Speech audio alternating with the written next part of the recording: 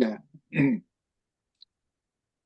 우리가 어떤 조직을 갖게 되면은 거기에서 조직을 이렇게 리드하고 끌어가는 사람이 있죠. 어, 항상 있게 마련이죠. 어디든지. 집도 마찬가지고. 그 집을 떠나서 다른 어떤 조직에 가도 마찬가지고, 모임에 가도 마찬가지. 그 중에서 그 조직을 대표하거나 아니면 조직을 이렇게 끌어가는 이런 사람을 리더라고 얘기를 하는데, 옛날에는 리더 이렇게 하면은 군림하는 사람들이었죠. 왕 이렇게 하면 군림했죠. 떠받들어 하고 본인은 그냥 아무것도 하지 않는 사람 이렇게 지시하고 이런 것들, 그게 리더라고 생각했던 거예요. 우리가 어렸을 때도, 또 우리가 제가 지금 뭐 30대 뭐 이때만 해도 이러한 유형의 리더들이 많았던 거예요. 그런데 지금은 세상이 많이 바뀌었죠. 함께 하는 거, 군림하는 게 아니고 함께 하는 거, 이러한 사람을 리더라고 얘기를 하는 것 같습니다. 그래서 도대체 리더라는 게 무엇인지, 그다음에 그 리더가 갖춰야 될 그러한 어, 조직을 끌어가는 기술, 리더십, 뭐 이런 것들은 무엇인지 한번 알아볼 수 있도록 하겠습니다. 오늘 강의를 통해서 함께 생각해 보고 싶은 것들은,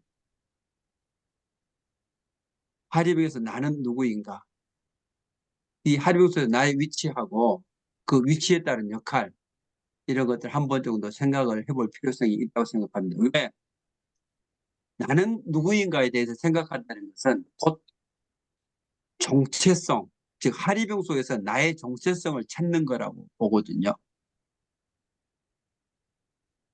그래서 나의 정체성을 찾았을 때에 그것을 시작점으로 해가지고 어디론가 나갈 수 있다. 방향을 쓸 때 나갈 수 있기 때문에 맨 먼저 하리병 속에서 나는 누구인가, 이것에 대해서 한번 생각을 해보고, 그 다음에 하리병 사업을 하기 위해서 어, 보니까 리더십이 필요한데, 그런 리더십이라는 게 무엇인지, 또 내 자신이 리더로 성장하기 위해서 무엇을 해야 될 것인지, 하이리빙 리더 사업자로 성장하기 위해서 무엇을 하고 어떻게 해야 될 것인지, 여기에 대해서 같이 생각해 보았으면 좋겠습니다. 하이리빙에서 나는 누구인가? 뭐 나는 누군가 여러 분야에서 있을 수 있는데, 이 하이리빙 속에서 나는 누구인가? 그래서 여기에 저는 답하기 위해서 굉장히 이것저것 생각을 해봤어요. 근데 한마디로 한다면은 나는 프로슈머다, 이렇게 얘기를 하고 싶더라고요. 프로슈머. 프로슈머는 뭐예요? 내가 생산자이면서도 소비자, 즉 소비하는 사람이 생산하는 거죠. 내가 소비자이면서 사업자인 거죠. 파이빙 이 속에서 소비자이면서 사업자. 이거 동의하시죠? 근데 이 중에서 우리는 지금 소비자일 뿐만 아니라 사업자 분들이거든요. 그럼 사업자라는 게 무엇이냐? 사업자를 다시 더 깊이 한번 파고 들어가 보자. 왜? 정체성을 알기 위해서는 내가 들어갈 수 있는 데까지 깊이 파고 들어가 봐야지 내 뿌리를 알 수 있기 때문에, 한 번 더 들어가 보자. 사업자라는 게 도대체 무엇이냐? 마케터. 사업자는 마케터로서 나가 있고, 또 스폰서, 리더로서, 스폰서로서 나가 있고, 또 관리자로서 나가 있다. 그래서 사업자를 한다면은 마케터로서에 나가 있고, 스폰서로서에 나가 있고, 관리자로서에 나가 있더라. 저는 여기까지 지금 들어가 보았습니다. 그래서 이 나는 누구인가에게서 내가 사업자인데, 그럼 마케터, 스폰서, 관리자, 여기에 대해서 조금 더 구체적으로 한번 알아볼 수 있도록 하겠습니다. 아, 그러면 이런 전체를 포함해서 나는 1인 기업가죠. 1인 기업가. 궁극적 1인 기업가죠. 마케터. 마케터라는 게 뭐냐? 소비자의 숨겨진 니즈를 파악한다. 이건 전에 한번 말씀드렸죠. 니즈라는 게 뭐냐? 내가 상대는 소비자가 배가 고픈지, 어디가 아픈 것인지, 그냥 그 사람이 절대적으로 필요한 이게 무엇인지. 그 다음에 그 사람이 배가 고프다면은 그 사람이 원하는 게 밥인지, 빵인지, 라면인지, 이것을 해결책을 찾아줘야 되죠.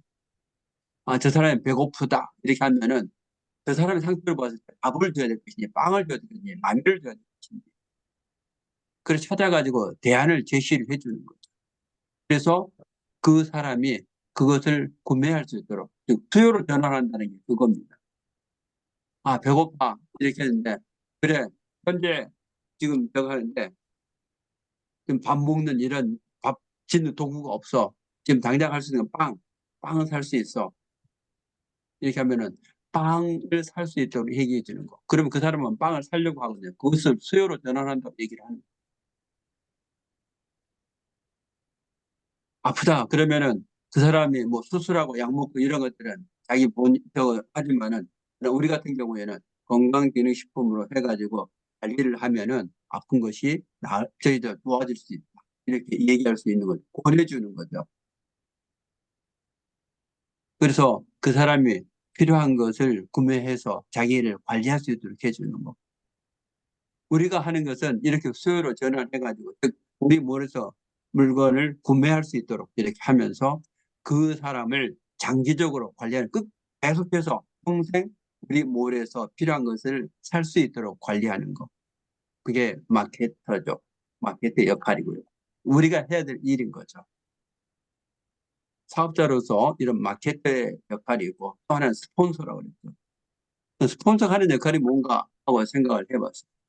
파트너의 사업 방향을 안내해 준다. 이런 측면에서 안내자 역할을 할 수 있고, 파트너가 사업을 진행하는데 따라 가지고 필요하면 코치를 하고 필요하면 자문을 해주는 이러한 역할을 할 수 있고, 파트너가 성장할 수 있도록 후원해주는 이런 역할을 할 수 있고, 파트너가 문제가 있으면 그런 문제를 해결하는 데에 도움을 주는 조력자의 역할을 할 수 있는 거. 문제를 해결해 주는 게 아니죠. 도와주는 거죠. 문제를 해결할 수 있도록. 또 어려운 상황이 되면은 주저앉을 수 있거든요. 흔들리지 않도록 내가 버팀목이 되어주는 거. 또 파트너가 사업을 용이하게 진행할 수 있도록 여건을 만들어주는 거. 또 같이 하는 사람들의 함께 다 잘할 수 있도록 팀워크를 만들어주는 거. 이런 것들이 우리 하이브스의 스폰서가 하는 역할이 아닌가. 저는 이렇게 생각을 하고 정리를 해봤거든요. 이런 것들 정리하다 보니까 스폰서가 하는 일이 리더의 역할이더라. 그러한 생각이 들었습니다. 즉, 사업자가 된다면 리더가 돼야 된다는 거예요. 근데 리더는 뭐냐? 리더는 비전과 목표를 제시함으로 해가지고 함께하는 사람한테 희망을 주는 것이죠. 그 희망만 주느냐? 아니요. 그 목표를 제시한 목표를 달성할 수 있도록 하는 책임감이 있어야 돼요. 응, 책임감이. 응. 그래서 이 목표를 달성하게 하려면 어떻게 해야 되느냐? 사람의 꿈을 두들겨야죠. 꿈을 두들겨서 움직일 수 있어요. 두드림, 꿈을 두들겨야 돼. 그래서 행동하게끔 동기 유발을 해야 된다는 거죠. 그래서 움직이게 되면은 어느 방향으로 움직일 것이냐 방향을 제시를 해줬으면은 그 방향으로 갈 때에 그 길을 따라서 가야 하는데 거기에 필요한 능력, 그것을 키워주는 거. 그렇게 해가지고 궁극적으로 목표를 달성하게 하는 거. 이게 리더의 역할이라고 생각합니다. 이게 리더라고 생각을 하고요.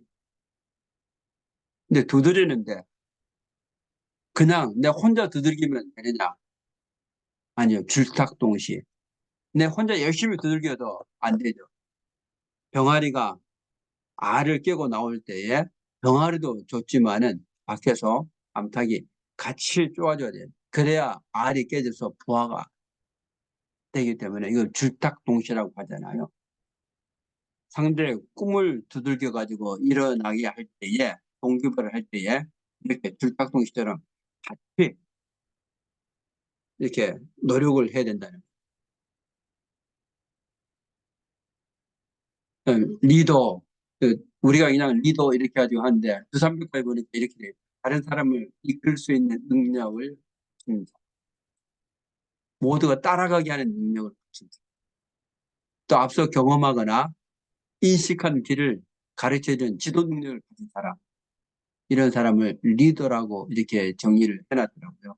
다 포함되는, 우리가 한 번 정도 생각해 볼 수 있는 그러한 정의라고 생각합니다. 저는 이 정의에 공감을 합니다.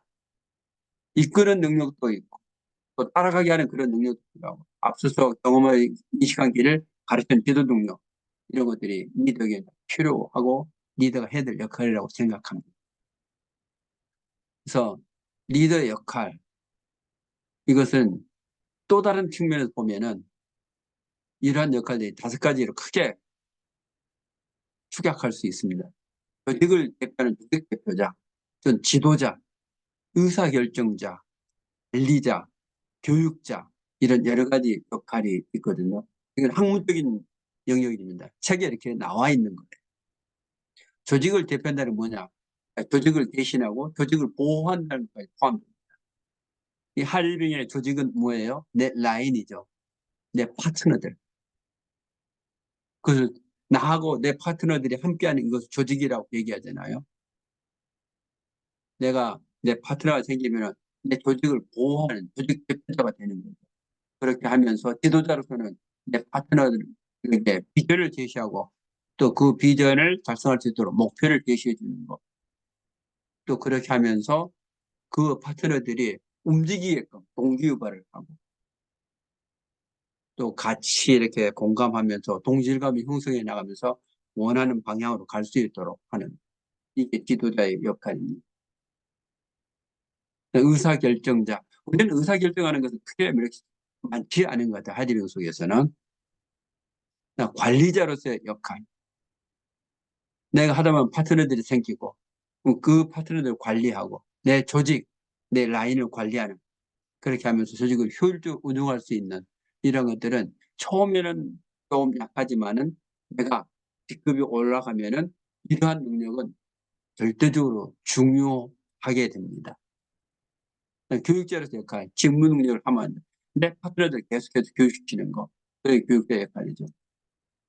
그래서 학문적으로 나와 있는 리더 역할, 이러한 것들이 하이드베그 속에서 스폰서의 역할과 크게 다르지 않다. 그럼 내가 리더가 된다.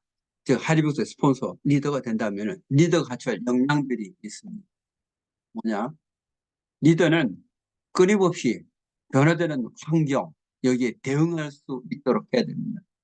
그렇게 하기 위해서 창의적인 사고를 가지고 내가 닥쳐오는 위기를 관리할 수 있는 능력을 갖춰야 되고, 변화, 혁신에 관련된 이런 관리 능력을 갖춰야 되고, 또 이 속에서 비전을 제시할 수 있는 그런 능력을 갖춰야 되는 것. 또 같이 함께하기 위한 통합적 사고, 이걸 가지고 조직을 관리할 수 있는 그런 능력도 갖춰야 되거든요. 그렇게 해서 조직의 목표, 그것을 설정하고 그것을 달성할 수 있도록 그렇게 하면서 함께 해야 되기 때문에 공동체 의식을 만들어가는 거죠. 우리 지금 행복 공동체도 지금 그러한 의미에서 우리 행복 공동체 같이 하잖아요. 자원을 관리하는 능력. 그 다음에 책임을 완수한다. 우리가 이제 목표를 제시해 놓았으면은 그 목표에 이룰 수 있도록 우리가 필요한 직무 수행, 이것을 능력을 갖추는 거죠. 여기에서 하이드백에 필요한 것은 뒤에 가서 다시 말씀을 드릴게요. 그 다음에 인적 자원, 즉 파트너를 관리하는 이러한 역량. 그렇게 하려면은 이해하는, 다른 사람을 이해하고 존중하는 그런 마음. 그렇게 하기 위해서 우리 파트너의 역량을 개발하고 파트너의 의사소통을 하고 또 파트너들한테 공정하게 대우해주고 평가해주고 이러한 능력이 필요하다는 거죠.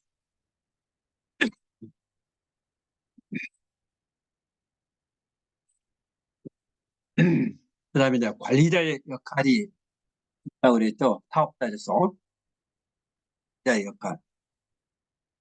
관리라고 얘기하는 것은 계획을 하고 그 계획을 실행하고 계획을 실행한 그것을 평가를 해보는 거죠. 잘 되었는지 아니면 더 추가적으로 해야 될 게 있는지 그런 전반적으로 어떤 시스템을 가지고 보는 거 그것을 관리자라고 얘기를 합니다. 우리 하리빙 속에서 관리자의 역할은 뭐냐? 내 스스로 관리자 된다면 내 사업 계획을 작성하고 내 사업 계획을 작성한 것을 실행할 수 있는 능력을 갖추는 거. 그리고 나서 행동하는 거죠. 그래서 내가 움직여 보고 나서 아 이렇게 하니까 이런 것들은 좀 부족하네. 이런 것은 참 잘 됐네. 그래서 성과 분석해가지고 부족한 것은 왜 이게 부족했을까? 계획이 잘못됐을까? 아니면 내 능력이 부족했을까? 그런 것들을 해가지고 피드백을 시켜주는 거죠. 계획이 잘못됐으면 계획을 보완하고 내 능력이 부족하면 시스템에 합류해가지고 내 능력을 키우는 거.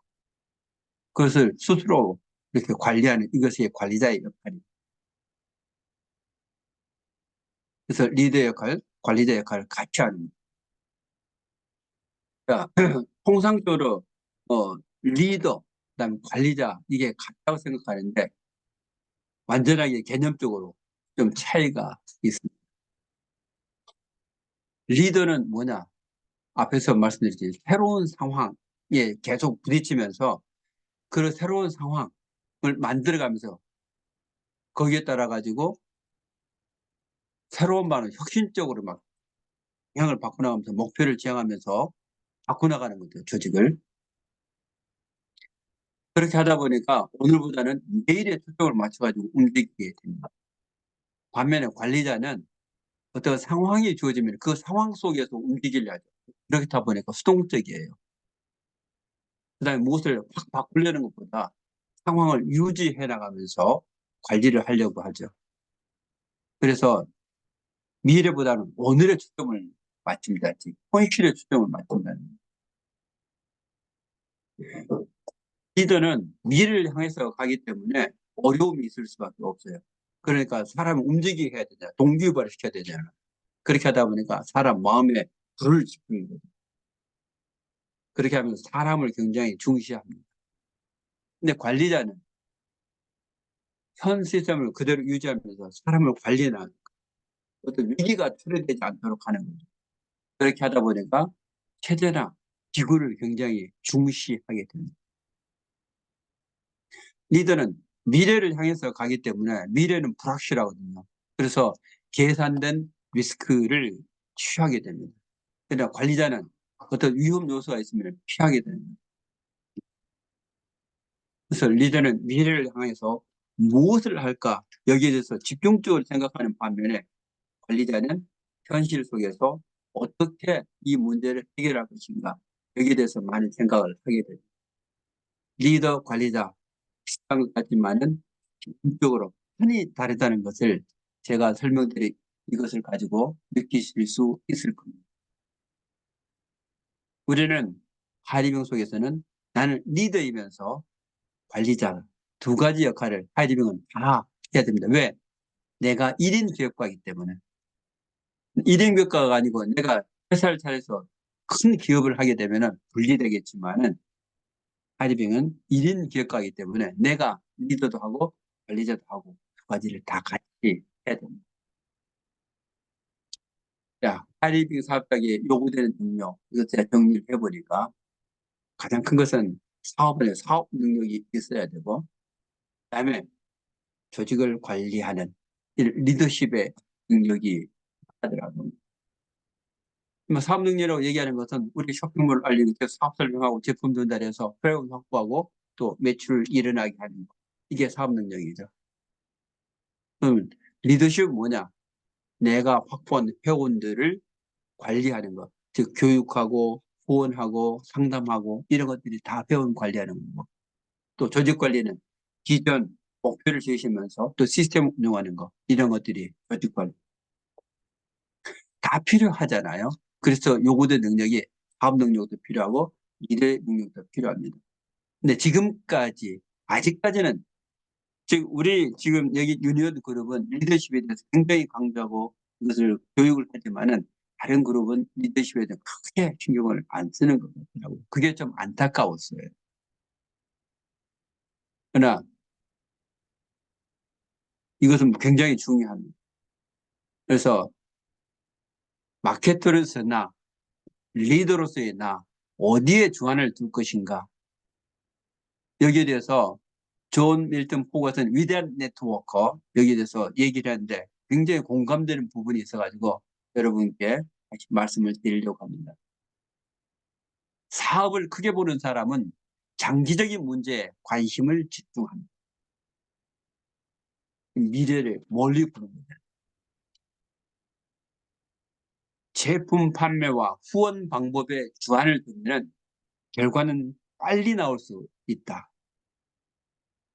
하지만은 지도자 교육에 주안을 두면은 자기 조직에 더 많은 리더가 생기고 궁극적으로 더욱 안정되고 영구적인 성공, 풍성한 결실을 얻게 된다.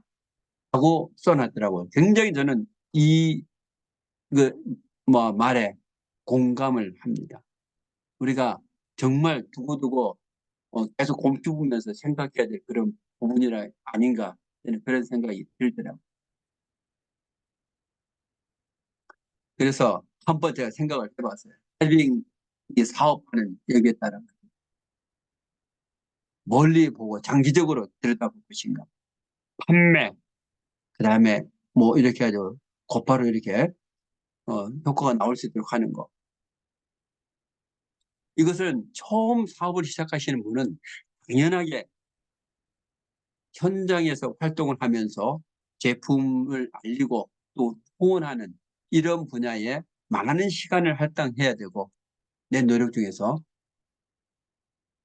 그 다음에 조금 더 하는 게 이제 이렇게 시스템에 참여해서 지도자 교육을 받고 또 제품 광고 후원하는 이러한 방법을 배우고 그러한 데 시간을 쓰고 그 다음에 약간의 시간 이런 걸 내 가지고 시스템 운영이나 발전에 대해서 이렇게 뭐 제어를 한다든지 이런 걸 할 수 있죠. 그러나 처음 사업을 시작하시는 분의 가장 큰 비중은 현장에서 활동하는 거. 이렇게 해서 매출을 띄우는 거. 그게 중요하죠. 다른 매출을 띄우는 거. 이게 굉장히 중요합니다. 그러나 조금 내 밑에 이제 파트너가 생기고 어느 정도 직급에 이제 올라간다. 우리 하이리북스에서 마스터나 프론트 자이언트 중간 직급에 해당이 되면은 현장에서 활동하는 거, 또 시스템에 참여하는 거, 시스템을 운영하고 발전시키는 이런 것들을 균형되게 이렇게 시간을 투자해야 된다. 노력을 투자해야 된다. 현장에서 활동하면서 시스템에 적극적으로 참여하고 또 시스템 운영과 발전 여기에도 적극적으로 참여해야 된다. 그러나 이제 상위 직급자, 자이언트 이상이 되면은 시스템 운영과 발전, 즉 지도자 교육에 주안을 둬야 된다. 지도자 교육에. 그래 하면서 기본적으로 사업에 필요한 시스템에 참여하고 현장에 활동하는 이런 노력도 해야 되지만은 가장 큰 비중을 차지하는 것은 시스템 운영 발전을 통해서 지도자를 교육하는 것. 그게 앞에서 말씀드린 이 내용. 사업을 크게 보는 사람은 장기적인 문제에 관심을 가져야 사업을 발전시키는. 그러나 처음 들어온 사람은 제품 판매 후원 방법, 이 결과를 빨리 내야 돼. 그래야 계속할 수 있으니까. 그렇지만은 지도자 교육에 주안을 두었을 때에 더욱 큰 것을 얻을 수 있다. 그게 우리 보상 플랜에 보면 나와 있죠. 이런 형태. 제품 이게 광고하고 후원 활동하면 17% 이렇게 해가지고 빨리 성과가 나죠. 곧바로 3%, 6%, 9% 받잖아요. 결과가 빨리 나오잖아요. 그러나 조금 더 이제 중간에 그 멀리 내다 보면은 이런 17%, 7%, 그다음 보면 11%까지 장기적인 관심을 가지고 보면 35% 전체를 다 받을 수 결실이 커진다는 거죠. 자, 지금까지는 이제 어떤 소론 분야 전체적으로 우리 하이빙 속에서 나는 누구인가 거기에 따라 가지고 마케터 또는 뭐 리더로서 관리자로서 그 분야에 대해서 좀 이렇게 말씀을 드려봤습니다. 그럼 리더로서 갖춰야 될 리더십이라는 게 도대체 무엇이냐? 우선 리더십이라는 정의를 보면은 조직의 목표를 달성하기 위해서 구성원의 자발적인 복종을 이끌어내는 기술 이렇게 돼 있어요. 즉, 내 파트너들과 함께 이루고자 하는 나의 목표, 그것을 달성해서 파트너들이 내가 이끄는 대로 따라올 수 있도록 하는 그런 기술, 이것을 리더십이라고 얘기를 합니다. 그래서 리더십은 궁극적으로는 목표를 달성하는 것. 그게 궁극적인 목적이 되는 거예요. 그래서 목표를 달성하기 위해서 내 파트너의 능력을 최대로 끌어내고 그것을 집중시키는 능력, 또 이러한 과정 속에서 리더가 보여주는 행동, 이런 것들을 리더십이라고 얘기를 합니다. 그래서 이런 리더 유형에는 용장형, 덕장형, 지장형 크게 이렇게 세 가지로 구분이 되는 건데요. 이런 것들은 리더의 성격, 또 내가 처한 상황, 또 조직의 성격 이런 것들에 따라 가지고 조금씩 달라집니다. 용장형은 그냥 강력하게 통제가지고 따라와 이렇게 하는 거죠. 이것은 굉장히 급박한 상황 속에 있을 때, 위기 상황 속에 있을 때는 이러한 게 필요합니다. 그러나 개인의 어떤 리더 성격을 보면 용장형 막 움직여서 강하게 움직이는 이런 사람들이 얘기할 수 있죠. 덕장형은 마음을 움직여서 하는 거예요. 용장형은 강제성을 띠는 거지만은 덕장형은 상대방의 마음을 움직여서 하는 거, 자발적으로 따라오게 하는 거. 솔선수범이죠. 내가 보여줘서, 아, 정말 우리 스폰서 대단해. 저렇게 하면 되겠어. 하고 자발적으로 따라서 하는 거. 그게 덕장형이고. 지장형은 본인이 깨달아서 할 수 있도록 해주는 거. 그래서 본인이 깨달았기 때문에 목표만 지시고 방향만 지시면 본인이 알아서 하는 거. 그게 지장형입니다. 처음부터 다 갖출 수는 없어요. 그러면은 우리 뭐 용장형 이런 형태로 해가지고 그냥 막 쫓아서 이렇게 하다 보면 나중에 이제 쭉 하다 보면은 적장에 상대방을 감 감동시킬 수 있는 그런 능력도 갖추게 돼요. 나중에 공부를 하다 보면은 내 깨달음 속에서 내 스스로 찾아서 나갈 수 있는 이런 능력까지 다 갖춰질 거라고 보고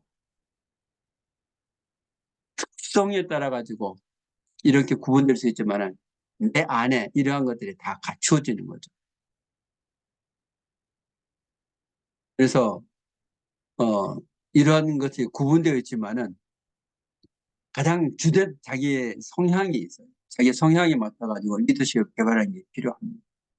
내가 강하게 끄는 능력이 있다. 이렇게 하면 동장형이 맞을 거고요.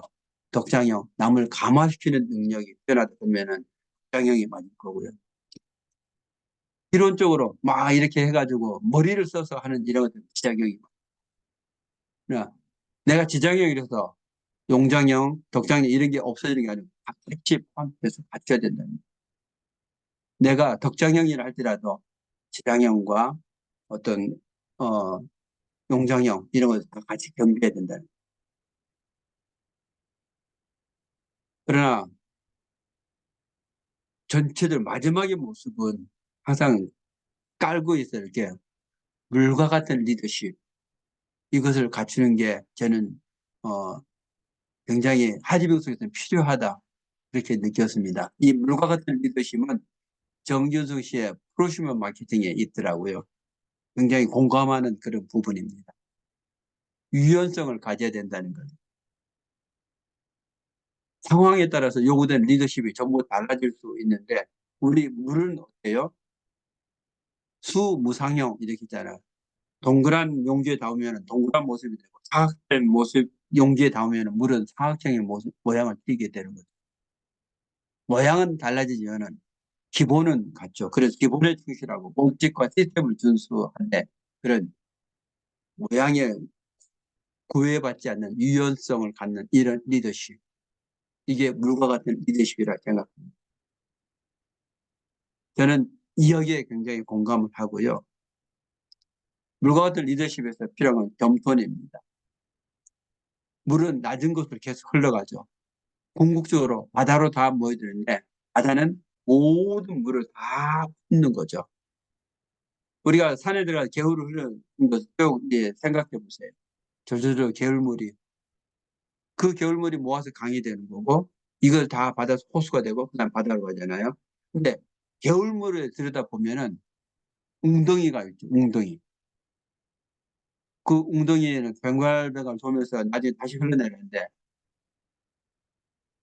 흐르다가 잠시 뒤에 돌아보는 거죠. 판단해 보는 거예요. 그다음에 또 흘러가면서 나무가 있든지 바위가 있든지 막히면은 우리 돌아가죠.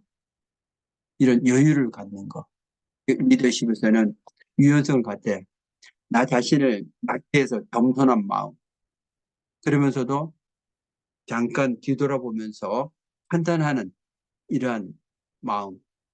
그다음에 돌아가는 이런 여유. 이런 것들이 중요한 동목이라고 생각을 합니다. 자, 이제 사업자로서 위치, 역할.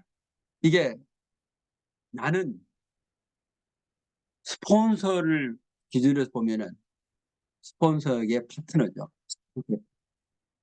그러면서 형제 라인으로 보면은 나와 같이 해나가는 이런 사람이 형제 라인. 동료죠, 동료. 그러면서 내 파트너들한테 나는 스폰서가 됩니다. 이런 위치에 따라 하는 역할이 다 달라집니다. 내 스폰서에게는 내 파트너로서 따라야지. 학술적인 경우는 팔로우십 이렇게 따르는 마음, 자세. 그 다음에 형제 라인들과는 동료라고 그랬잖아요. 영어로 fellowship 이렇게 하죠. 함께하는 마음.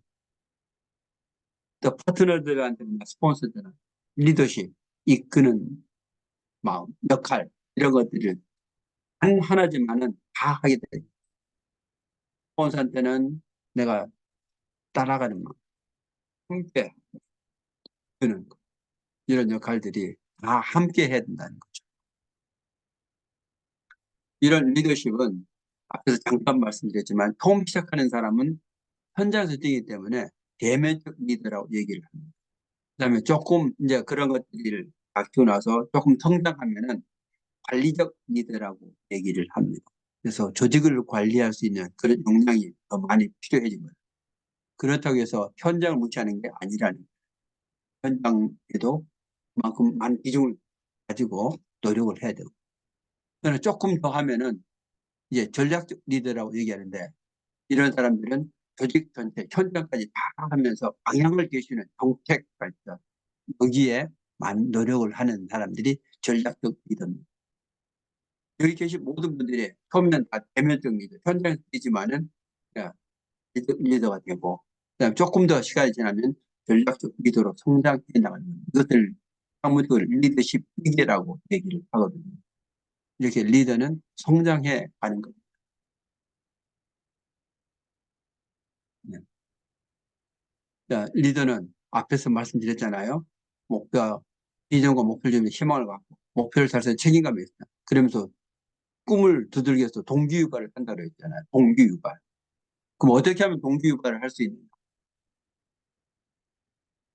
도대체 사람을 움직이는 게 동기부를 움직이게 하는 거예요. 무엇이 사람을 움직이게 할까? 무엇이? 즉 사람을 구성하고 있는 그것에 뭔가 자극을 주면 사람을 움직이는 것 같아요. 사람을 구성하고 있는 것은 몸, 내 육신이 나를 구성하고 있고 그 육신을 속에 있는 마음, 그 다음에 머리에 있는 이성, 그러면서 또 하나는 영혼. 이런 것들이 사람을 저는 구성하고 있다고 생각을 하거든요. 그러면은 이런 것 중에서 영혼을 움직이게 하는 뭐냐? 계시죠. 어떤 사람은 꿈에서 신의 계시를 받았다 얘기하는 사람이 있고 누군가 뭐 조상님이 계시를 줬다고 얘기해서 그래서 움직이는 사람이 있죠. 근데 통상적으로 이런 계시를 받는 것은 무엇을 통해서 기도했을 때 그 기도에 대한 답이 그것을 통상에서 계시라고 얘기를 하죠. 그래서 나를 움직이게 하는 것은 내가 원하는 것, 기도해서 내가 계시를 받았을 때 움직일 수 있고요. 또 나를 움직이게 하는 것은 내가 이해한다는 것은 뭐냐? 교육을 통해서 이해를 하는. 또 하나는 마음을 움직이는 것. 마음이 동하면은 사람이 움직이잖아요. 마음을 동하게 하는 것. 어떻게 하면 마음을 동할 수 있느냐? 공감을 하면은 마음을 동할 수 있다고 생각합니다. 그 육체는 습관적으로 움직여요. 습관적으로. 습관이 되면 움직이게 돼 있어요. 습관을 만들려면 어떻게 해요? 반복해서 해야 돼요. 반복. 결국 사람을 움직이게 하는 것은 내가 원하는 거, 간절히 원하는 것을 원하는 걸 얻게 해달라고 기도하는 거. 그다음에 아는 거, 깨달음을 갖게 하는 거, 교육을 하는 거. 또 공감, 남이 있을 때 공감하는 거. 습관을 이룰 때 반복하는 거. 이런 것들이 사람을 움직이게 하는 것 같더라고요. 자, 그러면 어떻게 하면 움직일까? 어떻게 하면 움직일까? 이런 것들이 움직이는 요인에 그럼 어떻게 하면 움직일까? 간절함을 갖게 하는, 간절함을 갖게 한다. 즉, 뭐, 다른 사람 이렇게 할 때, 커피 갈 때도 마찬가지. 간절함을 갖고, 또 이해를 시킨다. 어떤 사람 마음을 얻어, 그 사람 마음을 얻어 움직일 수 있겠죠. 아니면 습관화 시키는 거. 파트너를 만들어가는 것도 이러한 방법을 뭐 활용할 수 있겠다. 이렇게 할 겁니다. 우리 한번 강의 한번 들어봐. 아니면 뭐 이렇게 계속 만난다. 만남을 습관화시키면서 이렇게 파트너가 만들 수 있죠. 그 사람의 마음을 얻었을 때, 그 사람이 이게 할 일이 필요하다고 이해시켰습니다.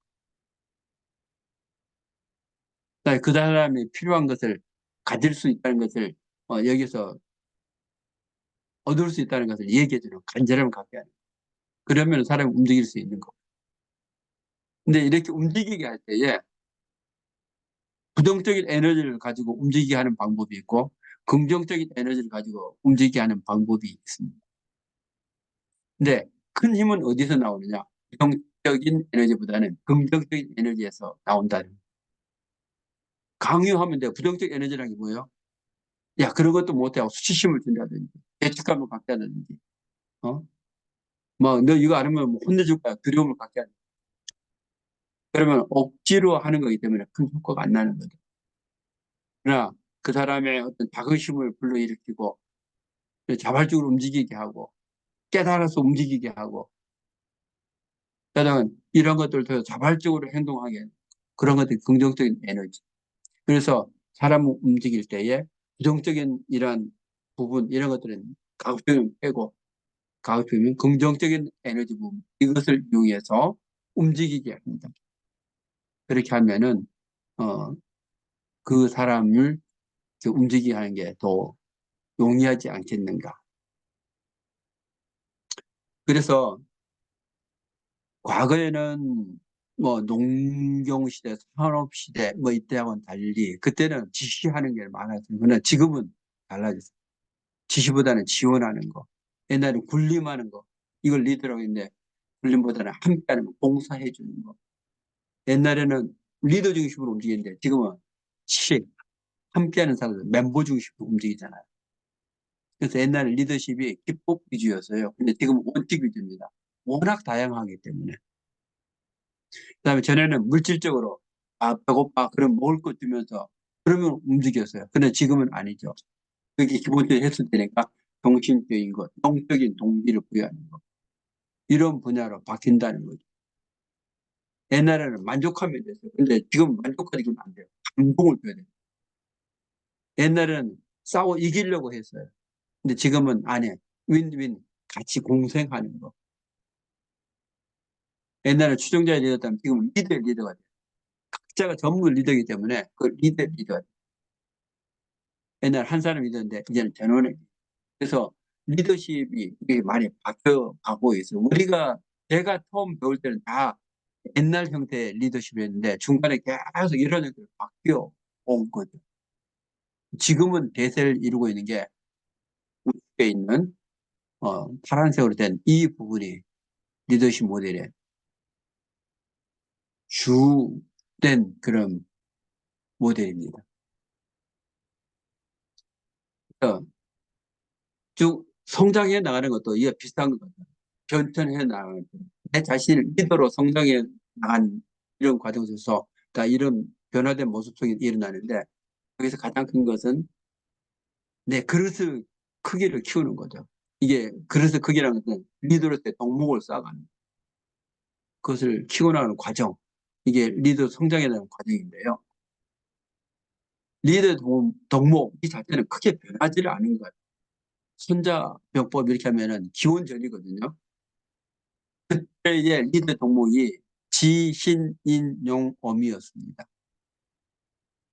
근데 지금도 이것은 그대로 적용되는 거다. 앞에서 쭉 변화되는 이런 것들 보면은 지금도 그대로 준용이 되거든요. 지는 뭐냐? 현장을 잘 안다는 거예요. 현장. 파트너들의 상황이나 이런 걸 잘 안다는 거죠. 다른 지정, 전사, 지징, 파트너들의 현재 상황이 어떤 것인지 그 현장을 아는 거죠.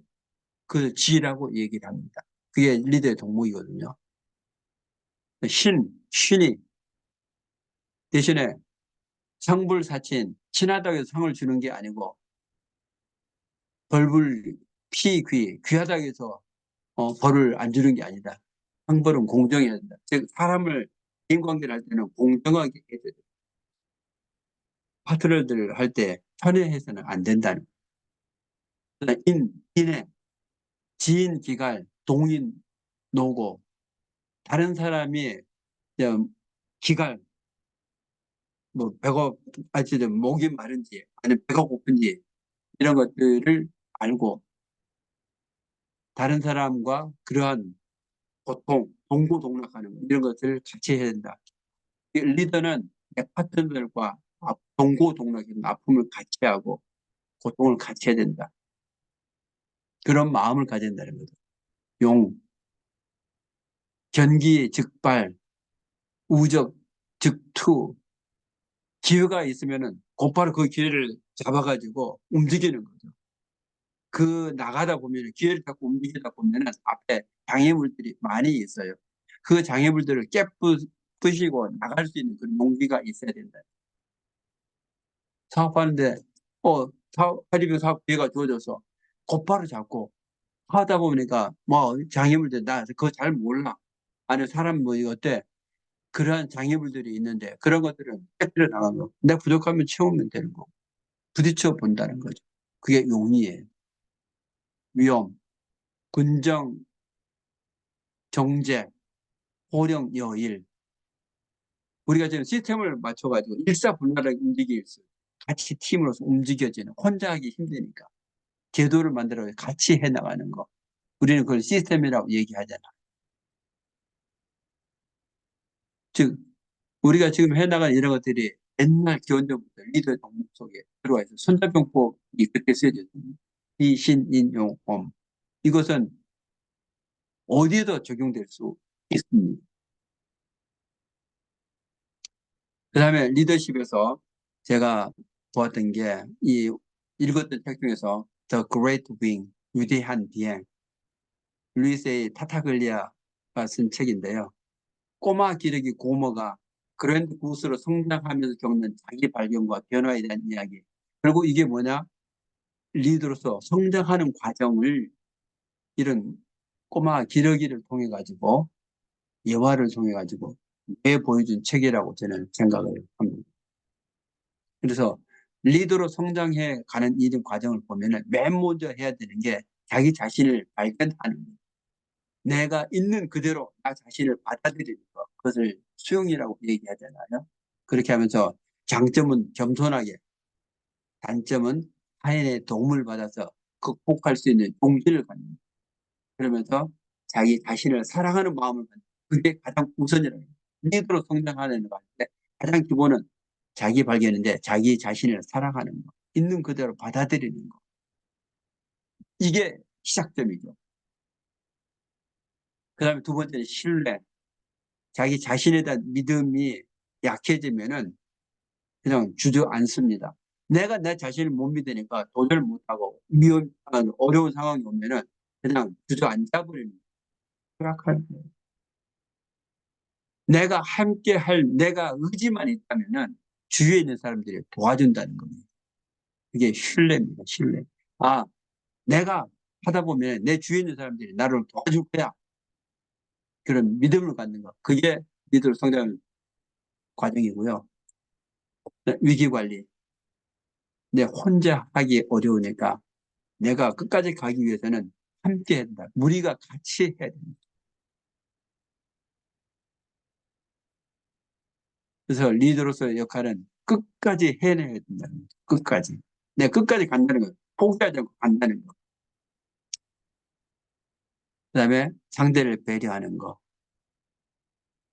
다른 사람, 함께하는 사람들의 그 위험, 동고동락이라고 했잖아요. 그 사람들을 배려하는 마음을 갖는 거. 그리고 어려움이 있더라도 끝까지 함께 한다는 거. 이게 리더 성장에 가는 과정입니다.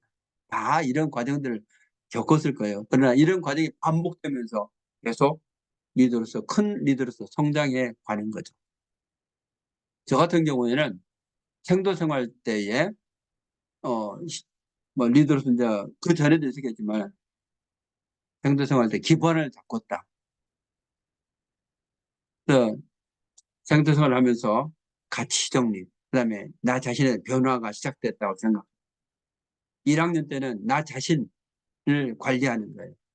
앞에 자기 수용이나 자기 발견이라고 했잖아요.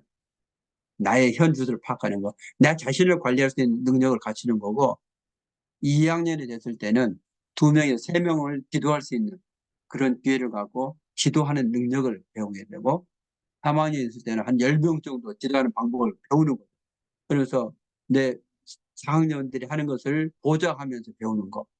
그래서 4학년이 되면은 혼자서 스스로 한 10여 명 정도 지도해 보는 거. 그렇게 하면서 리더로서 이제 기반을 이것을 토대로 해가지고 실제로 이제 군 생활을 시작하게 되는데 실제로 시작하기 전에 또 교육을 받습니다.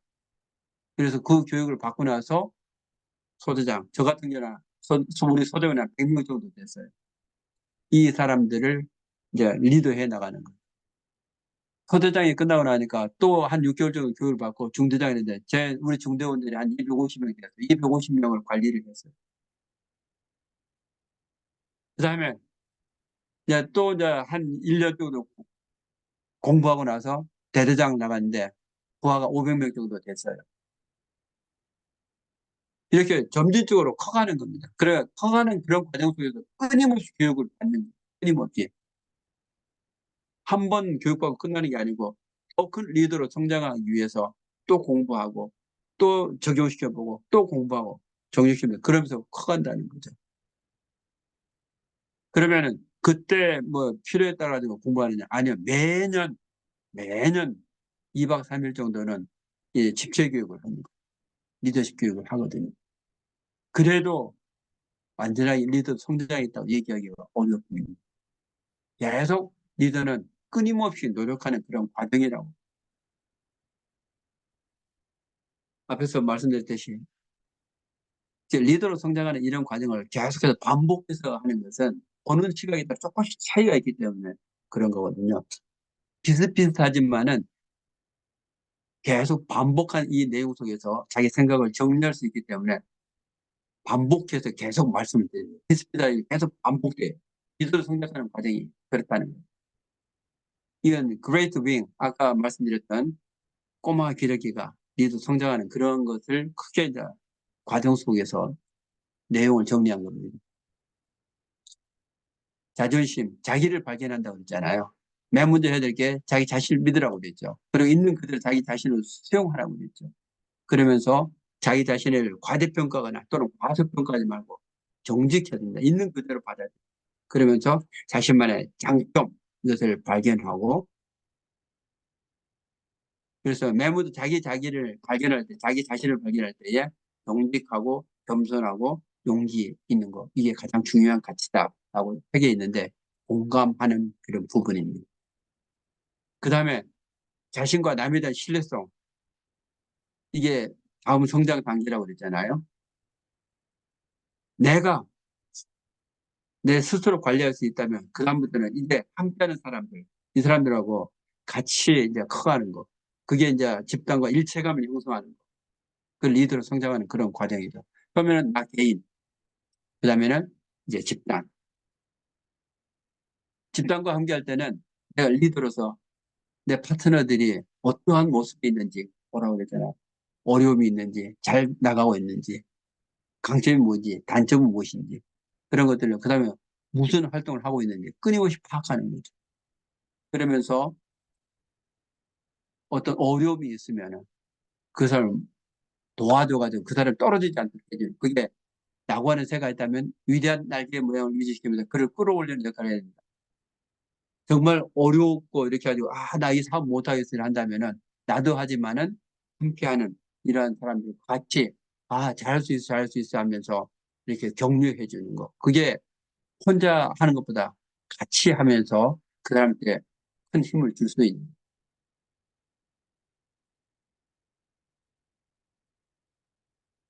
아주 높이 날고 있어도 희망을 잃어버린 새는 부정적이 되니까 추락한다는 거예요.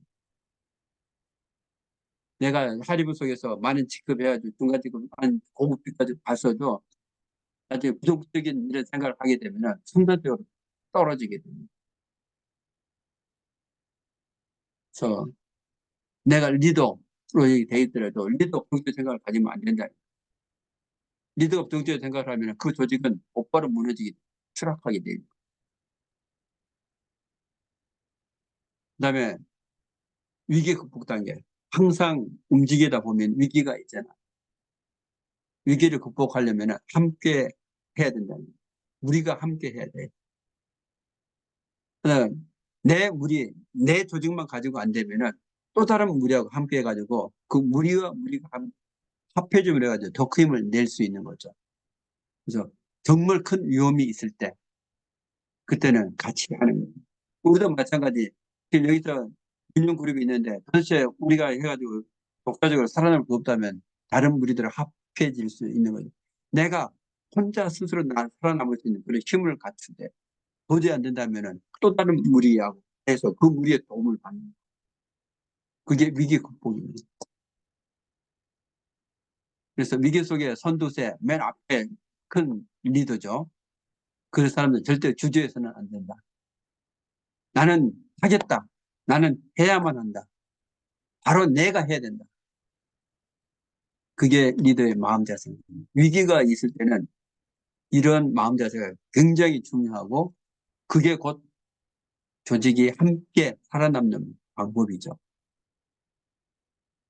이것을 우리는 어, 얘기할 때에 사즉생, 그렇게 이순신 사즉생, 죽을 마음을 가지고 그만큼 노력을 하면은 살아남는다는 거예요. 그다음에 마지막 이기주의를 타인을 들여다보는 배려 단계. 남 다 이렇게 배려 이해하는 그런 단계. 그럼 최고의 리더로 성장하는 그런 모습이 되겠죠. 자, 이건 책 속에서 이제 리더로 성장하는 그런 과정을 말씀드렸고요. 맨 처음에는 리더로 성장하는 이런 것에서 이론적으로 말씀드렸고, 제가 청도 생활부터 성장했던 과정을 말씀드렸고, 그 다음에 책 그레이트 윙에서 꼬마 기러기가 성장하는 과정을 얘기했고, 이제 하이리빙 리더 사업자로 성장하면은 어떻게 해야 될 것인가.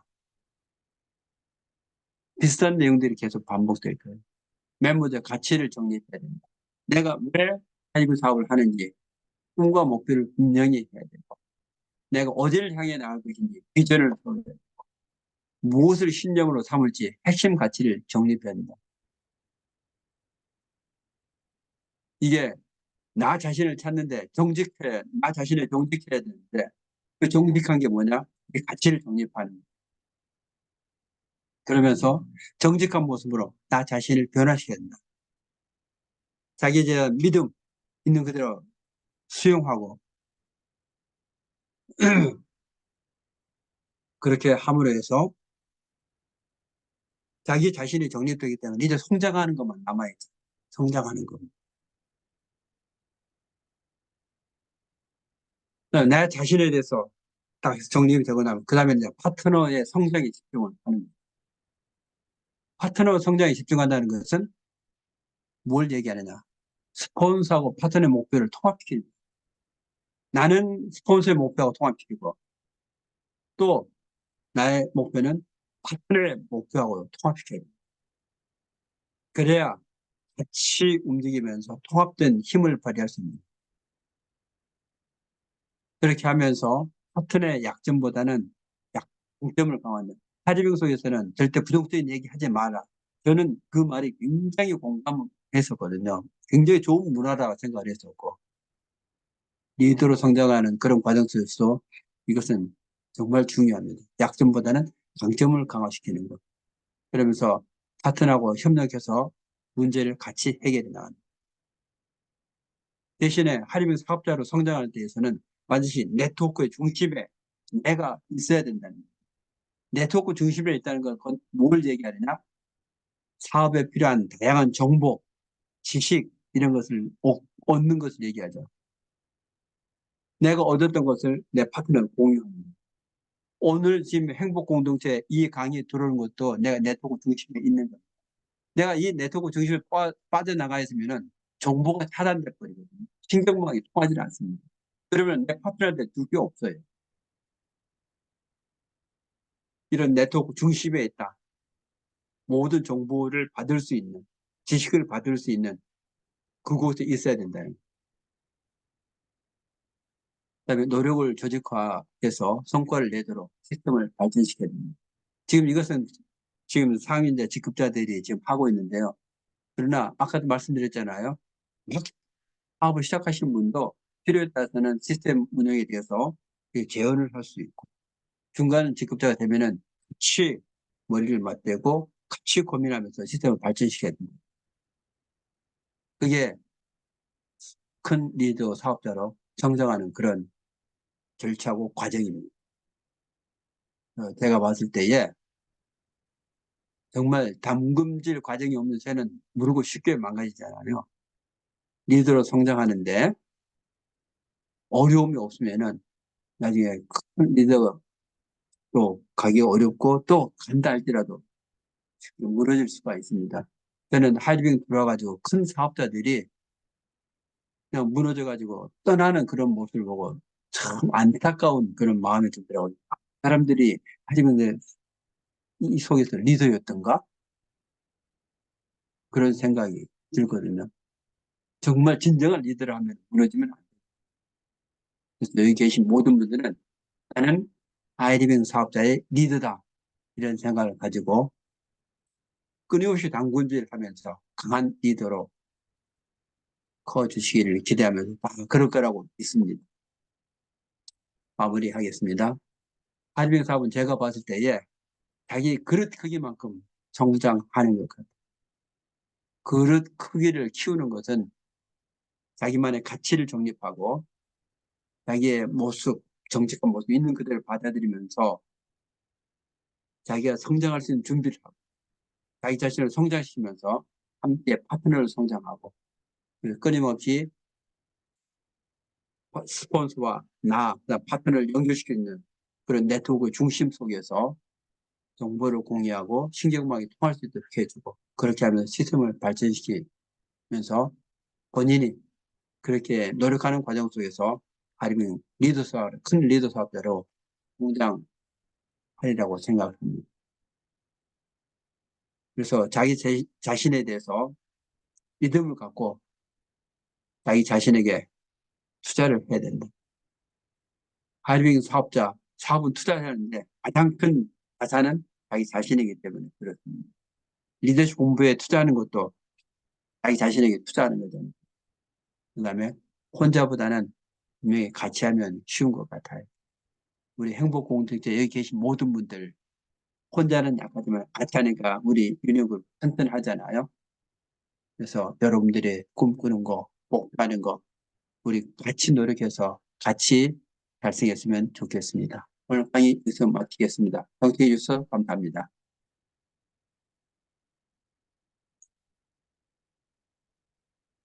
네, 뭐 반복 이렇게 하면서